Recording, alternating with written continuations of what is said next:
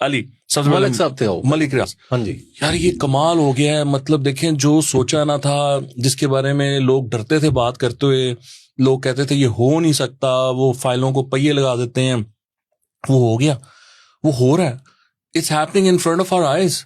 और ये कौन लोग हैं अली, ये जो आर्मी चीफ हैं और ये जो हमारे वजीर आजम हैं, ये कौन लोग हैं? How are they able to pull it off, how are they doing this?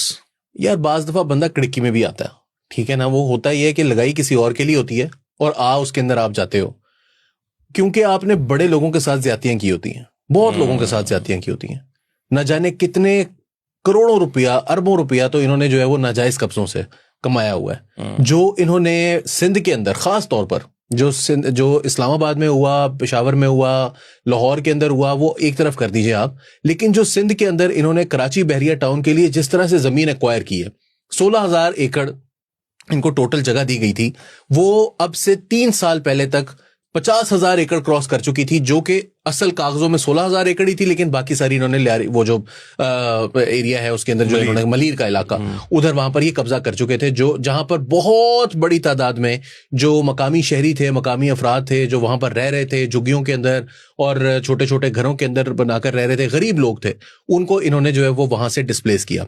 अब खुद डिस्प्लेस हुए में, बल्कि मैं तो कहूंगा दरबदर हुए पड़े हैं। पाकिस्तान से भागे पहले दुबई, यूके जाने के लिए पहले ही 2019 में ही एक तरफ हो गया था इनका काम, जब इमरान खान साहब ने इनको पैसे वापस कर दिए थे, लेकिन यूके ने दोबारा बख्शना तो नहीं था ना, वहां से तो ये सारा कुछ अपना बेच बाच के भागे हैं वहां से। और दूसरी चीज जो है he is banned from entering UK ना, और पूरी फैमिली, ना सिर्फ ये। जी। अच्छा, अब दुबई में ये बहुत अरसे से मौजूद थे और अब ये इतलात आ रही है कि इनको ये खतरा था कि वहां पर भी ये हो सकता है, लिहाजा ये दुबई से भी भागे क्योंकि एक्सट्रेडिशन हो सकती थी, पाकिस्तान दुबई से वापस बुलवा सकता था इनको।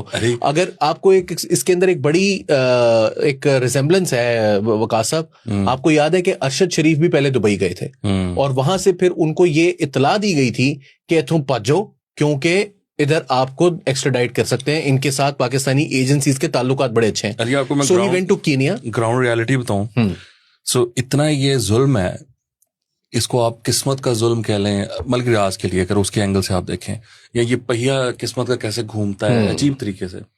आज होता पता क्या है, अगर कोई छोटा मोटा क्रिमिनल है ना जो भागा हुआ है, कोई कत्ल का है या कुछ है, तो उसके ना रेड वारंट जारी करते हैं FIA के थ्रू ना, पुलिस करवाती है, और फिर कोई ASI या जो तफ्तीशी होता है ना उस लेवल का, यानी SI का या सब इंस्पेक्टर, वो जाता है दुबई, 2 बंदे जाते हैं, अथॉरिटीज वहां पर उस बंदे को पकड़ लेती हैं और ये जाते हैं, उसको पकड़ते हैं, जहाज में बैठाते हैं और वापस लेकर आते हैं, बाहर एयरपोर्ट से निकलते हुए वो तस्वीरें खिंचवाते हैं, वो तस्वीरें वो अपने सोशल्स पे डालते हैं, लो जी हम ना ये क्रिमिनल को पकड़ लाए हैं। तो हालत जो है वो यहां पर आ गई है कि मलिक रियाज इस बात से डर रहा है कि 2 ASI और एक सब इंस्पेक्टर आएगा तो मैनू फड़ के ले जाएगा। बट हसन, ये अली ने जो बात की है कि he is running away even from Dubai, तो जरा बताए ना कहाँ जा रहे हैं आप? बाहर बैठे हैं। मैं जरा हसन के लिए इसको सवाल को आसान कर देता हूं, क्योंकि जो इतलात हैं हसन वो ये हैं कि यूरोप में किसी मुल्क में वो भाग के जा रहे हैं या भाग चुके हैं।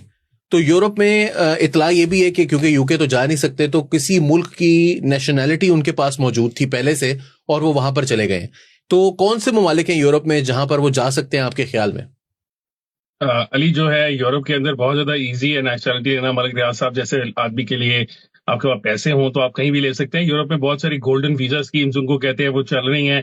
यूजुअली उनमें 3 लाख यूरो से लेकर 5 लाख यूरो तक की इन्वेस्टमेंट होती है। प्रॉपर्टी खरीद लें, 3 से 5 साल के अंदर आपको वहां की नेशनलिटी मिल जाती है। लेकिन अगर फौरी खरीदनी हो, फौरी चाहिए हो, तो आज से कुछ साल पहले तक तो काफी मुल्क थे आप, लेकिन सिर्फ जो है माल्टा एक वाहिद रह गया हुआ है जहां पे ये है कि मेरा ख्याल है 8 लाख यूरो के करीब आपको उनको गवर्नमेंट को डोनेशन देना पड़ता है। 2-2.5 लाख यूरो के कागजों के पैसे होते हैं और 5-6 लाख यूरो के करीब की प्रॉपर्टी होती है। तो 1.6 के करीब आपको नेशनलिटी मिल जाती है। फिर उसके अलावा छोटे यूरोपियन मुल्क भी हैं जो इस तरह की हरकतें करते हैं, लेकिन मेजरली यही है। आज से कुछ अर्सा पहले साइप्रस भी करता था, लेकिन अब वो बंद हो गया। मलिक रियाज साहब के पास पैसे हैं। और आप दोनों ने जो बात की है ना, वो कोई एक्सट्रेडिशन ट्रीटी वाली पाकिस्तान और UAE की बात, यह कि UAE भी तो पाकिस्तान की तरह की एक बादशाहत है ना। वहां पे कोई ट्रीटी हो ना हो, अगर पाकिस्तानी हुकूमत को कोई बंदा चाहिए और उन्होंने फैसला कर लिया कि वो देना ही देना है, तो फिर कोई लॉ तो नहीं है। जहां ये किसी यूरोपियन मुल्क में जाने की कोशिश कर रहे हैं, वहां तो 10 टीयर का अपील का प्रोसेस होगा। कि ये अगर पकड़े भी जाएंगे, गिरफ्तार भी हो जाएंगे, तो ये किसी अदालत में चले जाएंगे कि हमें एक्स्ट्राडाइट न किया जाए, वहां तो बहुत ज्यादा हालात बुरे हैं, तो मलिक साहब वहां से निकल आएंगे। लेकिन बददुआ पता नहीं उनको लगी है या जो कुछ भी हुआ है, अली ने कहा खिड़की किसी और के लिए लगेगी। वो कहानी तो यही है ना कि वो खिड़की तो हसन नवाज साहब के लिए लगवाई गई थी कि उनकी प्रॉपर्टी पकड़ी जाए, लेकिन वो बच गए वहां से और वो मलिक रियाज साहब को फंसा गए।